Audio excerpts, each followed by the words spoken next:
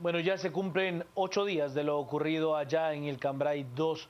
Hoy las autoridades de la Coordinadora Nacional para la Reducción de Desastres CONRED dieron a conocer algunas cifras importantes y dieron a conocer también que seguirán trabajando en la búsqueda de personas desaparecidas, de los cuerpos de aquellas personas que aún permanecen soterradas tras esa luz mortal en el Cambrai 2. Futuro Cambrai es nuestro hashtag de la noche. Las noticias nacionales son presentadas por Azúcar de Guatemala.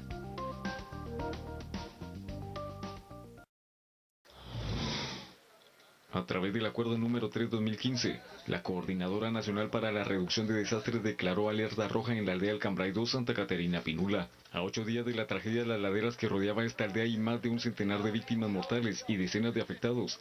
Y la CONRED ha decidido tomar esta medida para evitar que un desastre de esta magnitud vuelva a ocurrir. Entre las medidas que se toman está establecer los cordones sanitarios, la limitación de paso vehicular e impedir la entrada de personas a la zona afectada. Las instituciones que avalan estas medidas son la CONRED, el Ministerio de Educación, el Ministerio de Comunicaciones, Infraestructura y Vivienda, Ministerio de Gobernación, Bomberos Municipales y Voluntarios y Ministerio de Salud Pública y Asistencia Social. Es importante mencionar que bajo esta alerta se encuentran también las cuencas de Amatitlán y Michatoya, Villalobos, desde abril de 2001 luego de varios desastres naturales y de contaminación. Las noticias nacionales fueron presentadas por Azúcar de Guatemala. Futuro Cambrai es nuestro hashtag de la noche, pero le tenemos que presentar las cifras de lo que ha ocurrido en el Cambrai 2 y que fueron dadas a conocer hoy por parte de las autoridades de CONRED. Comencemos con las casas dañadas, 184 casas con daños, de esas 72 tienen daños severos. El dato más duro y más importante, 253 personas muertas de manera confirmada por parte de las autoridades. Este también es muy importante, son vidas humanas. 374 personas están reportadas como desaparecidas. ¿Cuántas de ellas aún están debajo de esas miles de toneladas métricas de tierra en el Cambrai 2? Y por último, personas albergadas, 386 personas que se encuentran en el albergue ubicado en la cabecera municipal de Santa Catarina Pinula. Son los datos que nos ha arrojado el Cambrai 2. Futuro Cambrai es nuestro hashtag de la noche. Para comenzar con el análisis, le doy la bienvenida, las buenas noches y la palabra a la licenciada Carmen Lorena Ortiz Estrada de Chacón. Gracias, Juan Carlos. Buenas noches, Adrián, a nuestro público televidente, muy buenas noches. Hemos pasado ya de la fase de emergencia y hemos entrado ya en la fase de reconstrucción. Y acá hay algo muy importante y es que escuchamos los datos, escuchamos las cifras, pero un dato en frío, una cifra en frío, una estadística no dice nada. Cada número de esos, cada estadística lleva atrás historias, lleva sueños que se apagaron, vidas que se apagaron, representan familias que hoy están llorando, que todavía no se recuperan de la aflicción y de la angustia. Lo importante en este caso es que a la luz de lo que ya se ha averiguado, de lo que hemos experimentado durante esta semana, podamos extraer como sociedad y nuestros líderes políticos lecciones de todo lo que ha acontecido. Poder reflexionar alrededor de todo lo que se ha dicho en los medios de comunicación en cuanto a las responsabilidades, en este caso las omisiones, los descuidos que pudo haber habido por parte de distintas personas o instituciones, y después de esa reflexión pasar esas lecciones aprendidas a la acción. No se puede quedar únicamente esto registrado posiblemente en una bitácora, en un informe circunstanciado, no. Se trata de que esas lecciones aprendidas puedan convertirse en gestión de conocimiento, en acciones concretas que eviten que a futuro esto se pueda volver a repetir. Y esta fase de reconstrucción en la cual ahora hemos entrado tiene que estar caracterizada de eso, de mucha humanidad. Más allá de pensar que las personas ahorita necesitan una casa o necesitan dinero en efectivo, hay algo mucho más inmediato que es su recuperación espiritual y su recuperación psicológica.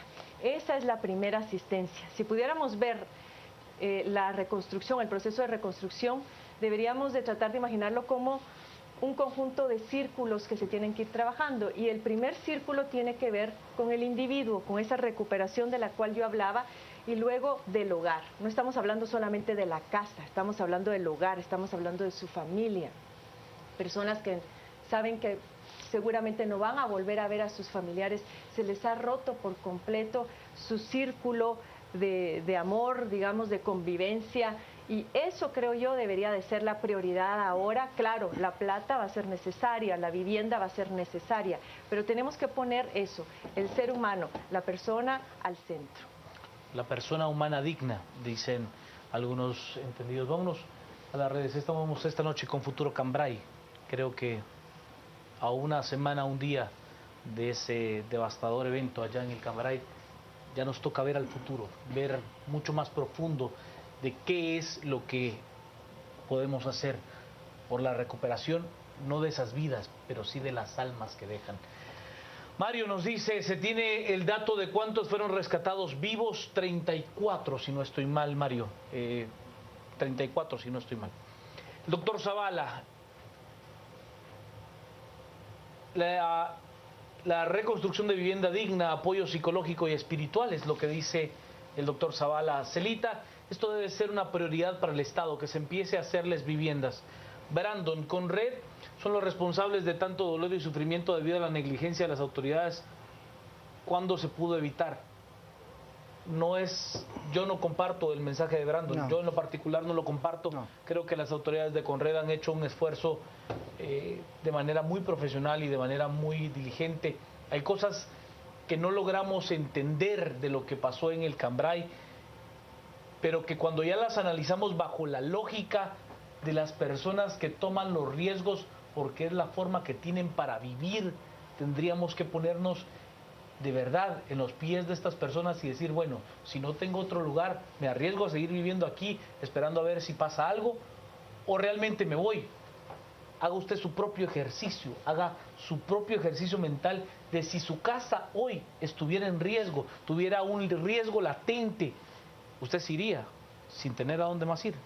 Es un ejercicio que habría que hacerlo muy a conciencia para podernos dar una respuesta como la que plantea Brandon. Alex nos dice, ¿qué comisión sería la encargada de perseguir legalmente a los responsables por este desastre? Tiene que ser el Ministerio Público. Parte de los mensajes que tenemos esta noche con Futuro Cambrai. Le doy la bienvenida y las buenas noches al licenciado Adrián Zapata. ¿Qué tal, Juan Carlos? Carmen, muy buenas noches a todos y todas.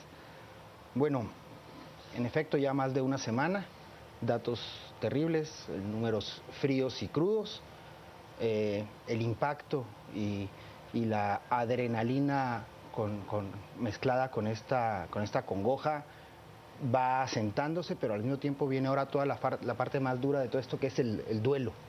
Y el duelo no solo es en materia de, que es lo más duro, sí, en materia de las vidas que se pierden, de la destrucción del constructo social de esta gente que vivía allí, de su ubicación y su preocupación por los niños, por su sustento, los huérfanos, el sustento diario, el qué va a pasar mañana, el qué me voy a poner mañana. Y ese duelo es muy, muy, muy duro, pero también tiene que venir el duelo estatal, el duelo como sociedad materializado o transformado en acciones concretas. Yo, al igual que Juan Carlos, no comparto la opinión del tuitero. Creo que la Conred ha hecho de verdad un trabajo titánico. El evento fue algo de dimensiones impresionantes. Estamos hablando de casas de 3 niveles, soterradas o enterradas en un margen entre 6 y 10 metros de tierra. Es decir, se ha hecho lo humanamente posible y se han salvado vidas. Ahora, como les refiero yo, viene toda la parte del duelo que yo quiero enfocar en el tema de la responsabilidad del Estado en este duelo y en la demanda de acciones, como muchos tuiteros nos refieren, contundentes y rápidas, como lo hemos dicho en este espacio en otras oportunidades. Y esto no tiene que ser un simple maquillaje desde el Ejecutivo. Creo que necesitamos una postura más madura, pero más responsable. Creo que hace falta un trabajo sumamente ágil de algunos ministerios, pero también una postura de mucha responsabilidad en función de lo viable jurídicamente y administrativamente hablando. Porque lo que pasa si no logramos generar acciones rápidas como Estado es que revictimizamos a estas víctimas, porque generamos la esperanza y lo que vamos a hacer es acortar La tolerancia esta gente basada en su desesperación totalmente fundamentada, y eso es revictimizar a esta gente. Entonces creo que el trabajo tiene que ser, además de acelerado, muy responsable y muy aterrizado. En lo personal creo que este país se ha equivocado haciéndolo en otros casos. Sí. Se ha equivocado en muchas tragedias dándole eso que el Estado está obligado a ayudar a sus habitantes. Y en este país ha habido quien se ha enriquecido y ha hecho fortunas malavidas a partir de la tragedia de los guatemaltecos. Sí. Eso no se nos tiene que olvidar, y que hoy es, creo yo, la gran oportunidad para que las autoridades nos muestren un camino del deber ser del que usted habla tanto. Sí, yo creo que de verdad, en este caso el Ejecutivo, y también el Congreso, todo el Estado en su conjunto, tiene que pasar de la dinámica coyuntural, de la agenda. Pareciera que la agenda en gestión se convierte en una agenda de estilo periodística o informativa. Entonces, el Estado se limita a reaccionar. Y a apagar fuegos cuando se le presenta. Y no logramos entrarle al fondo del asunto, que en este caso es algo muy serio. Es decir... Es que no es la primera vez que nos pasa. Miren, tan simple como el estado de calamidad, si la idea es no generar la postura política de la apertura para compras por excepción, es que eso es una facultad del Ejecutivo y simplemente se puede decretar y no se hacen las compras. Pero el abordaje en el tema de seguridad, la gente no se quiere ir por temor a sus cosas, de salubridad en el lugar, de control de la población. Recordemos que incluso hay ahorita vecinos que están poniendo en riesgo sus vidas, que necesitan una intervención del Estado en función de proteger incluso la vida de ellos y de sus hijos. Y en ese sentido, el control del Estado basado en la ley de orden público, a mi juicio, es indispensable. Pero entonces tienen que ser acciones más decididas, no digamos el tema del argumento planteado para la reconstrucción en función de que lo haga Defensa y Comunicaciones. Perdón, pero es que esas no son atribuciones directas de los ministerios. Y esto podría estar relacionado con que estamos estrenando un gobierno. Es decir, son personas que habían al que posiblemente no le alcance el tiempo para poder ni siquiera reconstruir esas casas. No, entonces mucho de lo que estamos viendo de esta falta de respuesta pronta, de ponerse de acuerdo pronto, han tenido creo que 2 gabinetes con algunos ministerios y algunas secretarías para tratar de determinar cuáles son las acciones, pero todavía no terminan de cuajar. De hecho, los hemos invitado ya a algunos miembros del Ejecutivo a que vengan y expongan cuál es el plan de reconstrucción, o por lo menos por dónde avanzan, por dónde van, y todavía no han querido porque dicen que todavía no hay plan, que todavía no han logrado ponerse de acuerdo. Es que creo que no lo tienen claro. Por ejemplo, hoy al ministro de Comunicaciones diciendo que va a ser la urbanización desarrollada en una propiedad que fue sujeto de extinción de dominio. Y esto ya se dijo que no se puede. La ley dice que no se puede, tiene que ser una entidad en todo caso y se pretende donar.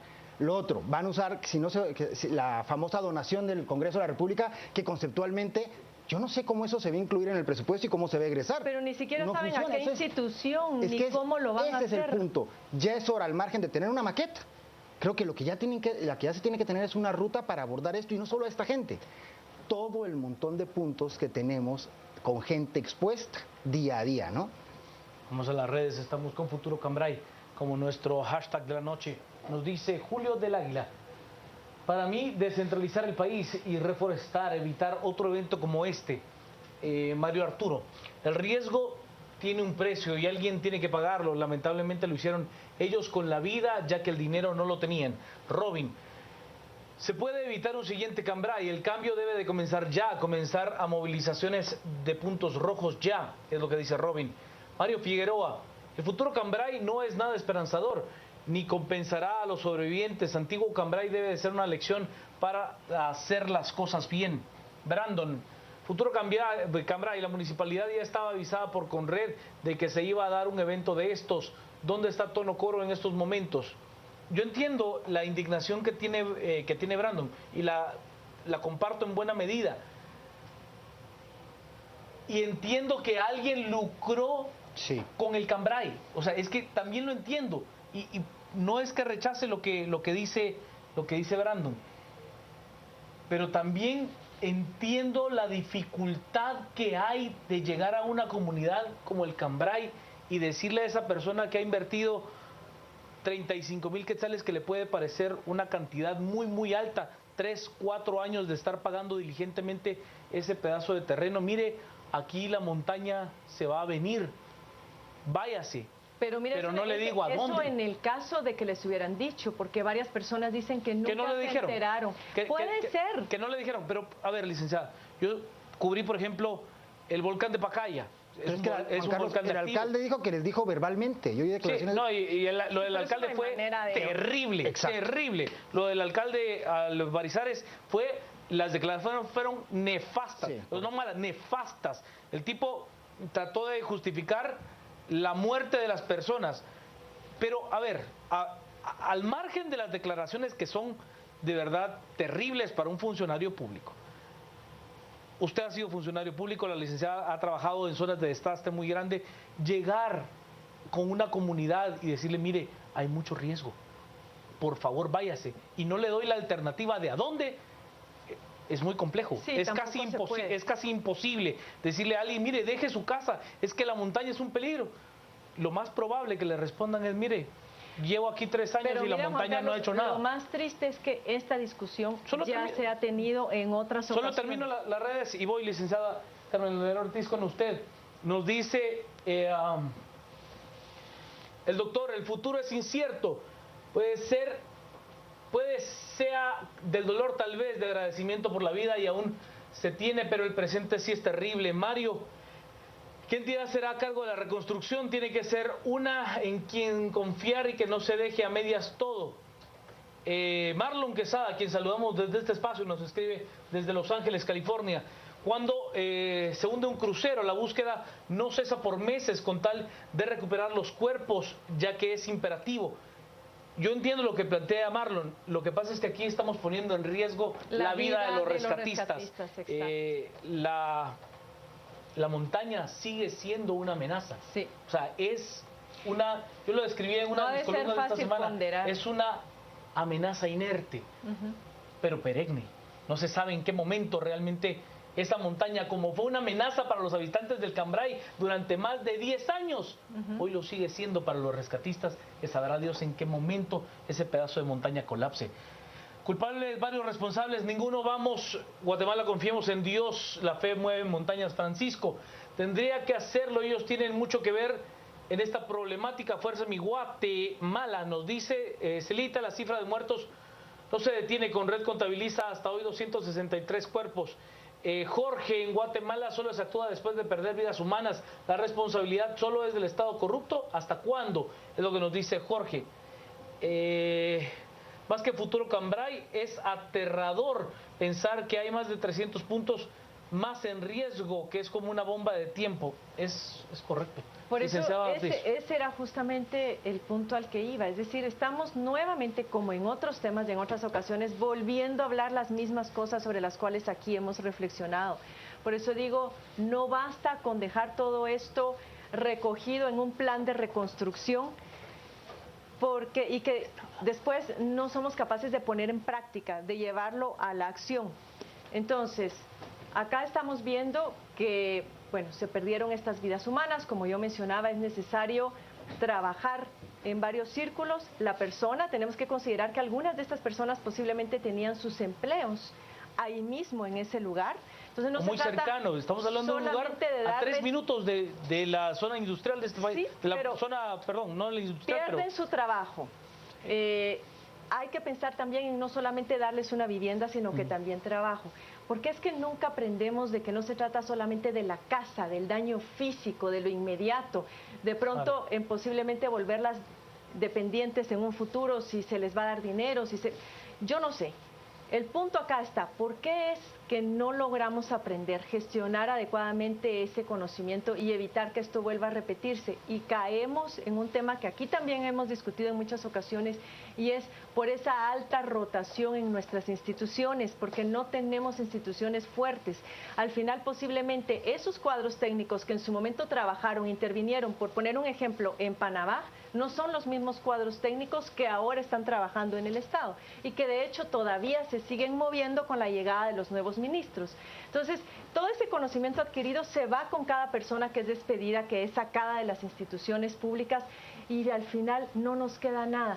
Y las políticas, lamentablemente, nadie les da seguimiento tampoco. A los planes de reconstrucción nadie les da seguimiento tampoco. En lo único que se convierten es muchas veces en una oportunidad de hacer negocios para constructoras, para un montón de oportunistas, como mencionábamos en a las 8:45, pero lamentablemente no se ponen esos recursos en función de quienes se tuvieran que poner. Muchas personas todavía están esperando casas, están esperando la asistencia del Estado, sin ir muy lejos del terremoto de San Marcos. ¿Cuántas cosas no quedaron allí pendientes de realizarse? Entiendo, lo mencionaba acá Adrián, que haya temor por parte de este gobierno de llamar a un estado de calamidad, porque el solo hecho de mencionar un estado de calamidad, lo primero que se viene a la mente de las personas es corrupción, es compras por excepción, aunque no necesariamente signifique eso, pero esos han sido los antecedentes, esa ha sido nuestra historia. Y es le digo qué es lo que pasa. Yo coincido y creo que hay que remarcar lo que dice la licenciada Carmen Lorena Ortiz. A ver, el Estado en su fortaleza lo que no tiene es esa fortaleza moral, ese resguardo de credibilidad ante el ciudadano. Y le voy a explicar por qué. Cuando usted ve las imágenes de lo que pasó, por ejemplo, en el terremoto de San Marcos, que no fue uno, fueron dos, y veía usted a un ente como un experto en correr y marcaba con una X la inhabilitación de una casa, pues el resguardo ciudadano lo primero que decía es, ¿cómo le van a decir a esa persona que deje su casa si ahí lo invirtió todo? Lo que no existe es esa credibilidad de que lo que se está haciendo es por el bien del ciudadano. En cambio acá decimos, mire, ¿y por qué no lo sacó? Porque si llega y lo saca de esa misma manera, la crítica va a ser exactamente igual de dura, igual, porque la montaña ahí ha estado por años y no se ha movido. Yo cubrí, por ejemplo, la última explosión del volcán de Pacaya. Vamos, el riesgo era enorme, eran piedras de 10, 15 libras que caían sobre techos de zinc. Y usted le decía a la gente, salga de aquí. Pero mire, si la montaña me ha dado de comer durante toda la vida, ¿cómo me voy a ir? Están dispuestos a arriesgar la vida. Me ha dado de comer, es mi vida. Es que el Estado tendría que permitir eso, que porque el ser humano está dispuesto a arriesgar su vida, el Estado también permitirlo. Es decir, no debería permitirlo. Por ahí va la discusión, por ahí. Solo voy a las redes y voy con el licenciado Zapata. Nos dice a través de las redes, Juan Manuel nos plantea, si nos dedicamos a buscar culpables no vamos a avanzar, busquemos soluciones, la unión hace la fuerza. Mimi nos dice, auditen que los donativos sean entregados a los damnificados, que los oportunistas no roben en apoyo a quienes lo necesitan. Nos dice Néstor, por el bien de todos espero que el Estado invierta los fondos eficientemente, que no se repita lo de San Marcos y Sololá. Denis, sobre una tragedia no puede haber otra, por frío que sean los sobrevivientes no existen. Creo que está siendo bastante racional, Denis. A esta altura es muy complejo, prácticamente imposible pensar que hay alguien que en esas toneladas de tierra, debajo de ellas, esté vivo. Eso nos tiene que quedar claro, aunque también si uno fuera uno de los afectados trataría de buscar a su familiar soterrado todo lo que fuera necesario hasta encontrar el cuerpo, aunque sea. Exacto. Jorge, señor presidente, no permita que Corado ejecute en el Ministerio de Comunicaciones, no se escapará el 20%, dice Jorge. Julio, se necesitan soluciones de fondo, planeación urbana, responsable e integral, uso adecuado del suelo. Dani nos dice, para mí que Maldonado haga un subgolpe de Estado, se quede unos 4 años más y se ocupe del futuro del Cambray, el país en general, nadie alega. No, Dani, hay que buscar reconstruir la nación desde su origen, desde el proceso. Y eso es un delito, cuidado. Sí, no, o sea, entiendo lo que dice, ella pues respeta el trabajo del doctor Maldonado, pero hay que ser más prudentes. Susi nos dice, casas tipo Valdetti, no, por favor, no sirven. El tamaño mini es lo que dice Susi. Sí. Super nos dice, generar fuentes de empleo para los afectados, detener la bipolaridad en cuanto a la repartición de la riqueza. Edgar nos dice, para evitar futuros Cambray, migraciones a cinturones de riesgo, fomentar fuentes de empleo en todo el país. Y Carlos nos pone mapa de posibilidades de deslizamientos, cooperación del Japón, y nos manda pues algunos de de los datos importantes. Licenciado Zapata. Sí, Juan Carlos, miren, ahorita estamos con la tragedia del Cambray, pero no nos hemos dado cuenta que Guatemala es un Cambray. A la gente del Cambray se le vino encima el cerro, a Guatemala se nos está viniendo encima la realidad. Yo creo que al margen de esta tragedia y de cómo ahora focalizamos la atención para sacar de las condiciones tan precarias de vida a la gente del Cambray, tenemos que tener en cuenta la cantidad de Cambrayes en condiciones incluso peores de las que estaba en Cambray, porque ahí recordemos que habían estructuras hasta de 3 niveles. No quiero pensar, por ponerles un ejemplo, el puente del incienso, con todo lo que hay allí y el riesgo latente en el que está esa gente. O la gente de los patios, que esas simples 10 metros que no es que les va a venir la montaña encima, sino que se van a venir con la montaña. E igual la postura de esta gente para decir, pero es que no me voy, no, así nos llevan diciendo tiempo, no lo creemos, y si no, aunque lo crea, prefiero morirme. Hay declaraciones de una persona que prefiero morirme porque no tengo a dónde ir. Entonces creo que el abordaje tiene que ser para atacar el problema no solo del Cambray, sino de toda esta realidad nacional que estamos viendo. Focalicémoslo en el tema de la ciudad, y es justamente el crear esas opciones, pero no lo vamos a lograr hacer ni con la sumamente alabada, reconocida y admirable solidaridad social que hemos tenido en escenarios como este, sino con un actuar decidido del gobierno. Disculpen que se los diga así, y yo a veces canso con la misma muletilla del fortalecimiento institucional, pero es que no tenemos opción. No hay opción. Tenemos que establecer que el Estado tiene obligaciones y que una de las obligaciones es justamente el velar por el bien común mediante la garantía de educación, salud, vivienda, etcétera. Si el Estado fuera un simple administrador, la autorregulación de todos en un esquema bastante egoísta, por decirlo de alguna forma, lo que va a pasar es que se nos va a replicar este tipo de esquemas de Cambray y vamos a parar peor de lo que estamos. Entonces yo sí creo que el abordaje que tenemos que hacer sí tiene que ser en función del desarrollo de opciones mediante, obviamente, un abordaje completo, social, educación. Es decir, esto, yo siempre he dicho, nos desnuda como país, pero al mismo tiempo evidencia esta imperiosa necesidad de fortalecer el Estado y de desarrollar políticas serias y de largo plazo, y acciones decididas, insisto, y rápidas, porque no solamente es un Cambray, insisto. Rápidas, pero también informadas en ese sentido, Adrián, porque, insisto nuevamente, miren, hay que comprender el drama humano de esto. Esta gente perdió su comunidad, perdió toda su parte de su identidad, porque es ahí donde se mueven, donde se desarrollan todos los días. Perdió sus símbolos, los símbolos que les daban unidad, que les hacían sentir seguros, su iglesia, su cancha de fútbol, posiblemente una escuela. Es decir, no tan fácilmente esto se trata de tomarlos y como que si son un implante, tomarlos de aquí para irlos a sentar a otro lado sin la misma participación de las comunidades, de la misma gente. En otros países donde ha habido grandes tragedias, se trata de involucrar de manera participativa a los afectados en esos planes de movilización y de solución que les devuelvan no solamente lo físico, sino también, hablábamos, la parte psicológica, la económica, lo social. Y sobre esto yo creo que en Guatemala hay mucho que aprender. Las cosas no se toman en serio, todo se hace de manera muy chapucera, pero sin estudiar a fondo las cosas.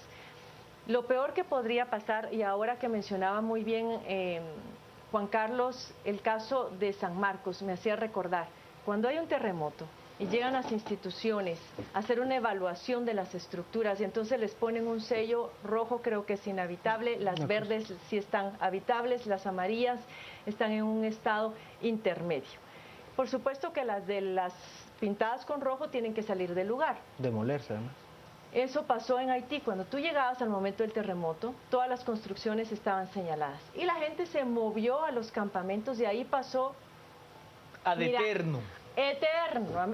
Se quedaron ahí de manera eterna. ¿Qué fue lo que pasó después? Necesitaban evacuar esos campamentos para dar la impresión de que el problema se estaba solucionando. ¿Qué fue lo que pasó? Se vino un proceso electoral y lo que se hacía era, para no quedar mal ante la comunidad internacional ni nada, era pagarle a la gente alrededor de 500 gurdas para que desocuparan cada uno esa área. Y como estaban desempleados porque no se había resuelto el tema del empleo, para ellos era un dineral tomar ese dinero y entonces ver a dónde se reasentaban. Muchos iban con amigos, buscaban alguna solución, pero un gran número de ellos retornó a las ruinas de su casa a vivir nuevamente ahí y a tratar de hacer por ellos lo poco que podían, porque el Estado nunca hizo absolutamente nada. Entonces, por eso digo, no se trata con esas primeras medidas de que vamos a marcar, vamos a hacer, los vamos a llevar a los campamentos, los asistieron allí. Uno no puede vivir eternamente en un albergue. Es que usted no puede reconstruir su vida. ¿En dónde estuvo el empleo? ¿En dónde estuvo el apoyo psicológico? ¿Y cuántos millones no llegaron en su momento? ¿Se recuerdan que fue una millonada de plata la que llegó a Haití? Y empezaron a reclamar, bueno, ¿por qué no llega a los damnificados? ¿Por qué no llegó? Porque no habían instituciones. Claro. Hoy le comentaba a Paola Hurtado, que me hacía la pregunta, ¿por qué no llegó ese dinero a los damnificados? Y le comentaba, y le ponía este ejemplo, le decía, es como que tengas un gran depósito de agua y lo tengas full de agua, pero si no tienes las cañerías suficientes para que esa agua llegue a donde tiene que llegar, de nada va a servir. Esas cañerías son las instituciones, y si además esas cañerías están picadas y el agua se sale por todos lados, igual la ayuda que va a llegar va a ser irrisoria. Yo creo que la licenciada Carmelina Ortiz pone el ejemplo más duro, el terremoto de Haití en el 2010. De Haití en 2010. Una semana después se dio un violento terremoto de más de 8 grados en la escala Richter que afectó buena parte de las costas de Chile.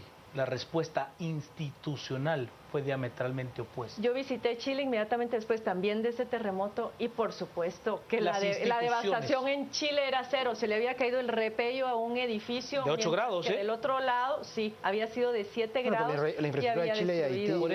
Por eso, te digo que ahí es donde se ve el fortalecimiento. No se ponga en el análisis de la infraestructura, póngase en el análisis de la reacción de la institución, de la institucionalidad como Estado. Sí, que saben que son países sísmicos y están preparados para eso. El mejor caso, aunque a algunos no les guste, es por ejemplo la reacción institucional en materia de desastres de Cuba. Es muy eficiente. Aún así el Estado lo único que funciona es la anticipación, no hay otra fórmula. Vámonos a las redes, tenemos bastantes mensajes esta noche con Futuro Cambrai, que es nuestro hashtag.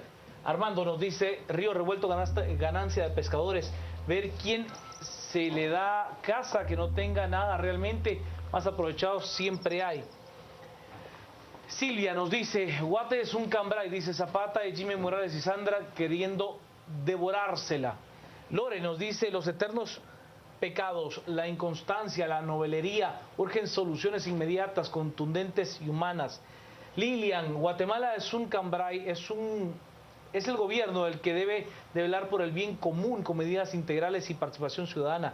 Nieto, hay mucha gente que solo excusas es primero que soy madre soltera, que tengo 6 hijos, que no puedo pagar un cuarto. Son más de 300,000 personas con riesgo de derrumbe. Vean las colonias que ponen a las orillas de las carreteras. Jacelco nos plantea, posiblemente algunos opten por migrar ilegalmente si no obtienen apoyo. Sí, es posible lo que plantea Jacelco, pero también hay migraciones a otros asentamientos, a otras áreas igualmente de riesgo, no necesariamente a los Estados Unidos, ¿no?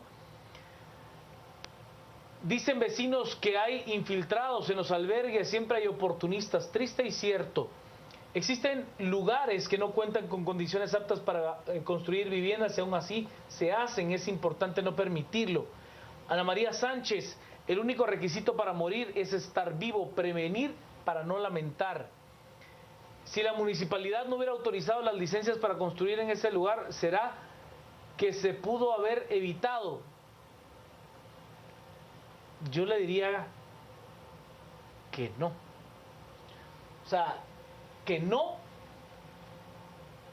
porque la gente que construyó inicialmente en el Cambrai lo hizo de manera artesanal, con un maestro de obras levantando. Lo que sí se pudo haber evitado es esa construcción de casas en serie, que para eso sí requiere usted licencias. Allí había asfalto, allí había drenajes. Si usted no, como municipalidad, no brinda esos servicios, vamos, hay una gran placa en nombre del licenciado Antonio Coro, ahí en el Cambrai. No es que me lo contaron, es que yo lo vi. Entonces, hay una y otra, o sea, sí y no. Carlos nos dice, vean el decreto 05-2011, se obliga a evacuar a estructuras existentes, da plazos y nadie ha hecho nada. Entonces, es lo que dice Carlos,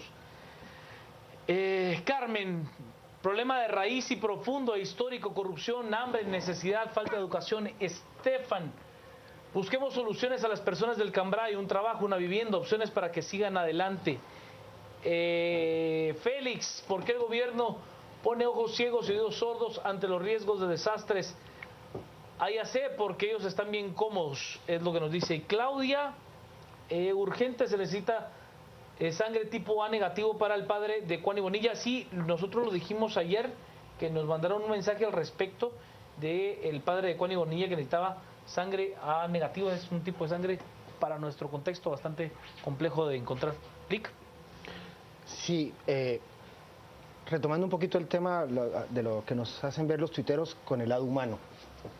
Y no solo es el tema de la pérdida de la propiedad como tal, que además es replicable. Recordemos, por ejemplo, dentro del proceso de reconstrucción después de la tormenta Stan, esta es la fecha en la que todavía no se define o no existe certeza jurídica en cuanto a las propiedades que se lograron, o los procesos que se lograron para la reconstrucción. No digamos Totonicapán y demás. Entonces, Stan, Ágata, las tormentas y demás. En un momento estoy con el licenciado Zapata. Voy primero a las redes. Nos dicen a través de las redes: William, hay que organizar primero a la gente para que ellos administren la ayuda. Mario, ¿en dónde depositarán todos los bienes rescatados? Bueno, habilitó el ejército de Guatemala una bodega. Eric, insisto en decir que la gente de Cambray no era pobre. Casas de 2 y 3 niveles lo comprueban. Pero sí, es que ahorita se quedaron sin absolutamente nada. A ver, es que no, estamos hablando de dos conceptos de pobreza distintos, o sea, pero lo dejé con la palabra, licenciado. Sí, yo quería referirme al hecho, como les decía yo, de la función institucional para atender a esta gente. Y sobre todo para la prevención y poder mover a otras personas. Y voy a decir algo que no quiero que suene duro, pero creo que ante este duelo con el cual yo inicié la intervención del día de hoy, creo que vale la pena hacer una reflexión. Y es, ¿qué sucede si como Estado no atendemos en medida de la prevención, incluso de forzar la salida de gente que está poniendo en riesgo su vida, al margen de ser incluso el Estado señalado de represor, de violador de derechos humanos, etcétera? Ese es el riesgo. Que realmente la responsabilidad del Estado es por no brindar opciones. Claro. Pero bueno, se hace uso de la fuerza pública en cierta medida para la protección de la vida de estas personas. Más allá de eso, incluso la PGN para salvaguardar los intereses de menores, para ponerlos a salvo. Y aún así, si se da una tragedia similar en otro lado, veamos, además de lo invaluable que son las vidas humanas, todo lo que implica para el Estado el atender una tragedia de este nivel, basado en esta desesperación de la gente, pero también en una actitud irresponsable frente a la vida propia y la de sus hijos y demás, al no quererse ir. Y veamos todo el movimiento del aparato institucional que tiene que darse, que reitero, es que una vida es invaluable. Claro. Entonces, creo que urge el tema de conciencia, de responsabilidad, pero eso sí, fundamentado en una opción para esta gente. Y ese es el abordaje que insisto, tenemos que brindar como Estado para solucionar el problema. Es decir, tal vez no es la mejor opción para ellos, tal vez no queda a la misma distancia del centro de trabajo, pero es una opción que ahí hay que entender que es lo que hay, ¿no? Ahora, Sí, pero algo ahí muy básico en esto es cuando decimos esta gente, tendríamos que saber específicamente quiénes son, cuántos son, a quiénes va a haber que apoyar y resarcir por esos daños, porque bien... ¿Y cuánto llevamos de no saber eso? Acá en redes, bueno, ahorita si nos vamos al censo nacional son 13 años. 13 años que no tenemos certeza hoy ni de cuántos somos en todo el país. Pero mira, aquí hacen una observación que también eso se da, donde dicen, es que hoy mueven 200 familias, la hace Andrés Sebastián, y mañana invaden 300 los terrenos para que les ubiquen casa nueva. Miren, de todo se ve. Por eso es que es importante que haya un control muy estricto de quiénes son esas familias, cuántos, y en función de eso se empieza a trabajar. Y algo que también quiero rescatar de otro de los tweets ahí es fundamental esto que mencionan en un caso de emergencia y ahora de reconstrucción, la organización de los damnificados. No se puede nada más esperar que sea el Estado el que apadrine. Son ellos mismos los que tienen que organizarse y también defender sus intereses en esta situación. Entendemos que ahorita el drama humano está por sobre todo. Uno en una situación de crisis se le dificulta mucho pensar, racionalizar las cosas, porque ahorita han de ser todo emotividad. Hay que darles tiempo, hay que apoyarlos para que en su momento puedan organizarse ya en función de la defensa de sus intereses racionales. Yo me pongo en su lugar y en mi caso, más allá de que el Estado me trate de resarcir con llevarme a otro lugar, del cual yo tampoco quisiera moverme demasiado de mi centro de operaciones, dicho sea de paso, también quisiera que aparte de eso se pensara en qué se va a hacer para resolver estas cuestiones que yo decía relacionadas con todos los referentes simbólicos. Es posible para mí poderme volver a ubicar en un sentido de comunidad, porque de eso se trata. Claro, vivimos en una comunidad, vivimos en un barrio. Eso se rompe, queda completamente fragmentado. Entonces, por eso es importante la organización de esta gente para que de manera participativa y claro, con el apoyo de otras organizaciones que quisieran sumarse, sean nacionales o internacionales, acompañarles en ese proceso. Y se ha dicho de paso, Carmen, creo que vale la pena hacer un llamado a las universidades del país que tengan bufetes populares en el tema, porque ahorita en el tema de derecho, porque por ejemplo, ¿cuántos desaparecidos tenemos, Juanca? Ahí tiene que haber un acompañamiento legal para poder apoyar a esta gente, porque todo el esquema legal, esa gente se quedó sin papeles, esa gente necesita, en el caso de la gente que desafortunadamente no aparezca, necesita acciones jurídicas para, no sé, la declaratoria de muerte presunta en su momento, todo ese acompañamiento, que además de todo esto que Pero refieres... la justicia también, Adrián, porque yo también quisiera, además de todo eso, que se me hiciera justicia. Claro. Y si a mí verdaderamente nadie me informó que yo estaba en un área de riesgo, si no me dijeron que estaba comprando una propiedad que iba a ser pan para hoy y hambre para mañana y que además iba a costar la vida de mis familiares, yo estaría enfurecida. Es decir, el momento también ha de ser, luego de esta tristeza y esta desolación, un momento de rabia en el cual lo que uno quiere es justicia, claro. Más allá del empleo, de tu casa, lo que sea, claro. Es justicia porque la vida de tus familiares nadie te la va a devolver. Entonces, ¿justicia con quién? Bueno, que se deduzcan esas responsabilidades, si fue el alcalde, si fueron las inmobiliarias, si fueron los propietarios de esos terrenos, todos aquellos que engañaron y lucraron con mi dolor tendrían que ser castigados. Sí. A la pausa, quédese con nosotros, estamos a las 10 p.m.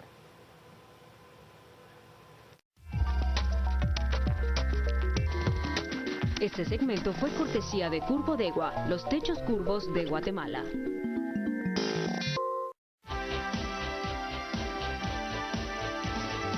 Rapidito, vamos a las redes, muy corto. El licenciado Chacón, no hay alternativas o las políticas públicas son prospectivas o son irresponsables, pues trasladan el caos y al futuro. Es todo lo que tenemos. Para cerrarlo, el licenciado Zapata. Bueno, yo esperemos que la siguiente vez que hablemos de esto sea para reconocer esfuerzos, pero también hay que hacer un llamado al margen de exigir al gobierno acciones más rápidas, también hacer un llamado a esta solidaridad ciudadana en función del Cambrai, para que asumamos el rol ciudadano también y manifestemos esa solidaridad desde otros escenarios, desde credibilidad, aunque nos cueste, desde construir ciudadanía, como diría Quique, desde hacer lo que nos toca y trabajar juntos por un mejor país, y esa solidaridad de verdad tiene que manifestarse mediante concesiones recíprocas, incluso a veces en sacrificio de nuestra posición y nuestro bienestar para entender que tenemos que trabajar por un mejor país. Entonces, que esa solidaridad no se quede solo para estos momentos, sino que realmente se manifieste en todo el actuar de cada persona en individual, no digamos para aquellos electos diputados, por favor, súbanse al barco, ya. Licenciado Ortiz de Chacón. Bueno, yo creo que la clave en todo está en algo muy sencillo, es que los funcionarios públicos se tomen las cosas en serio, que cada quien desde el ámbito donde se desarrolla, en el ámbito de sus funciones, de sus responsabilidades, de lo que es capaz de dar, se tome las cosas en serio. Solamente de esa manera vamos a poder superar este tipo de cuestiones y prepararnos para que en el futuro no vuelvan a acontecer.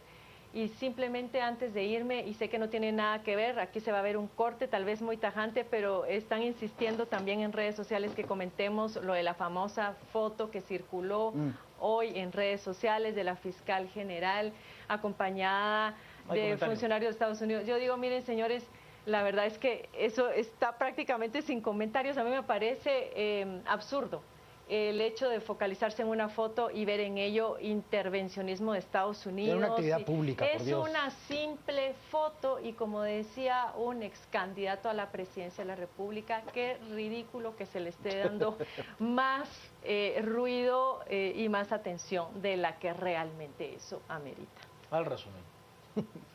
Cementos Progreso. Compartimos sueños, construimos realidades. Presenta este segmento. Autoridades de Conred dan a conocer datos sobre la tragedia del Cambrai. Ha pasado una semana y un día.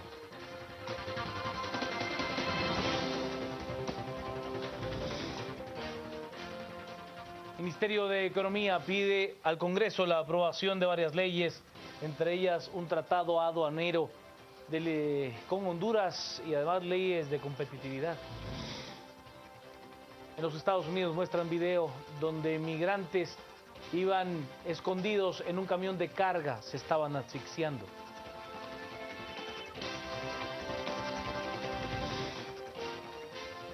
Jornada del fútbol guatemalteco, jornada 13, 5 partidos en total por el liderazgo. Los cuadros grandes están tratando de recuperar su hegemonía.